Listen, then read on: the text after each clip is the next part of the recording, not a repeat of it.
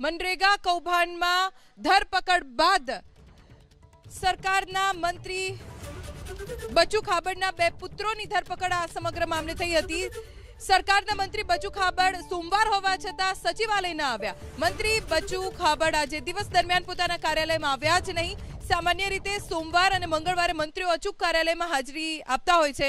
71 કરોડના કૌભાંડમાં બળવંત ખાબડ અને કિરણ ખાબડની પોલીસે ધરપકડ કરી છે। મનરેગા કૌભાંડમાં 2 પુત્રોની ધરપકડ પછી બચુ ખાબડ ગેરહાજર છે। સોમવાર હોવા છતાં તેઓ સચિવાલયમાં આવ્યા નથી। સામાન્ય રીતે સોમવાર અને મંગળવારે એમ 2 દિવસ મંત્રીઓ કાર્યાલયમાં હાજર રહેતા હોય છે, પરંતુ મંત્રી બચુ ખાબડ આજે સોમવાર હોવા છતાં પણ પોતાના કાર્યાલયમાં ન દેખાયા। વધુ જાણકારી અમારા સંવાદદાતા હિરેન રાજ્યગુરુ પાસેથી પ્રાપ્ત કરીશું। હિરેન, બંને પુત્રોની ધરપકડ પછી મંત્રી બચુ ખાબડ સચિવાલયમાં હાજર નથી રહ્યા। કોઈ પ્રતિક્રિયા તેમના તરફથી પ્રાપ્ત થઈ છે અથવા તો કોઈ જાણકારી કે કેમ તેઓ હાજર ન રહ્યા?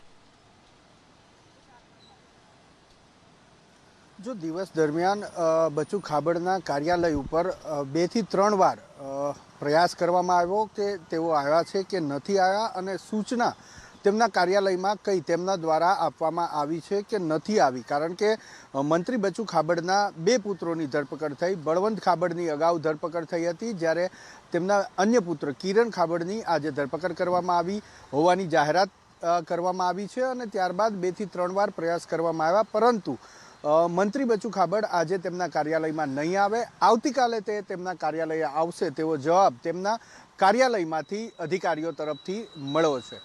ધ્વનિ, સૌથી મહત્વપૂર્ણ બાબત કે મંત્રીઓ સચિવાલયમાં જે આવે છે તેમની દિવસ પ્રમાણેની જો વાત કરીએ તો સોમવાર અને મંગળવાર એ અચૂક મુલાકાતીઓને મળતા હોય છે। સોમવારનો દિવસ સામાન્ય મુલાકાતીઓ માટે હોય છે, મંગળવારનો દિવસ ધારાસભ્ય અને સાંસદ સભ્યોની મુલાકાત માટે હોય છે। એટલે તેમની આ બંને દિવસ અચૂક હાજરી અહીંયા જોવા મળતી હોય છે સચિવાલયમાં। બુધવારની વાત કરીએ તો સામાન્ય સંજોગોમાં બુધવારે કેબિનેટની બેઠક હોય છે, એટલે બુધવારે પણ મંત્રીઓ અચૂક રીતે સચિવાલયમાં પોતાના કાર્યાલયની અંદર હાજર જોવા મળતા હોય છે।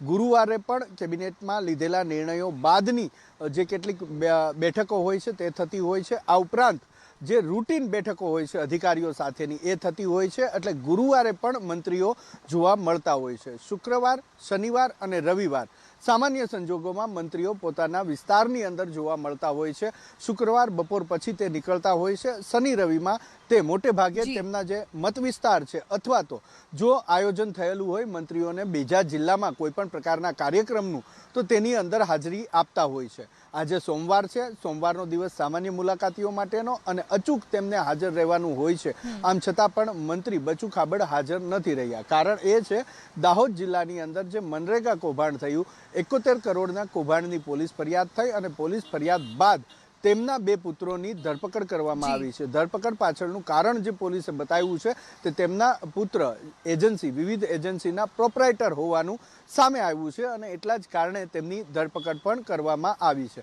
અંદાજિત 35 જેટલી એવી એજન્સીઓ છે કે જેને આ રૂપિયા ચૂકવાયા છે, નાણાં ચૂકવાયા છે, 71 કરોડ જેટલી માતબર રકમ, જો કે કામ નથી થયા અને આ નાણાં ચૂકવાયા છે। આ રીતનું કૌભાંડ થયું છે, અને તે પૈકીની એજન્સીના પ્રોપરાઇટર તરીકે બચુ ખાબડના પુત્ર બળવંત ખાબડ અને ખાસ કિરણ ખાબડ કે જેની ધરપકડ હાલમાં કરવામાં આવી છે, તે પ્રોપરાઇટર હોવાનું સામે આવ્યું છે। હવે આ ધરપકડ થઈ છે અને ધરપકડના સીધા અસર અહીંયા સચિવાલયમાં જોવા મળી છે। કારણ કે બંને પુત્રોની ધરપકડ થયા બાદ આભાર જાણકારી આપવા માટે।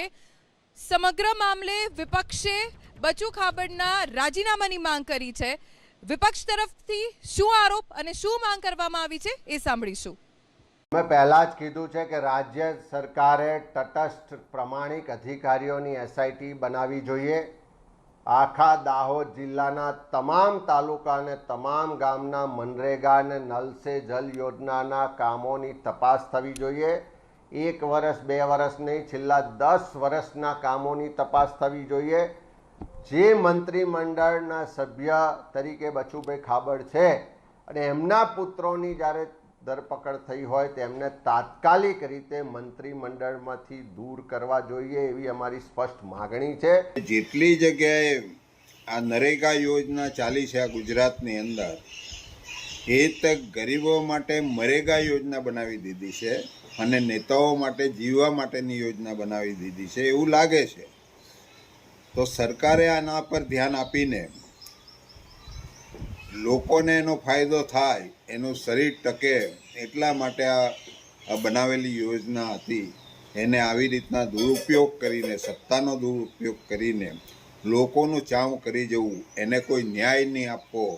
આજે પણ એ સરકારની અંદર બચુભાઈ ખાબડ ચાલુ છે, એને તે જ મિનિટે સસ્પેન્ડ કરીને બહાર કરો ને.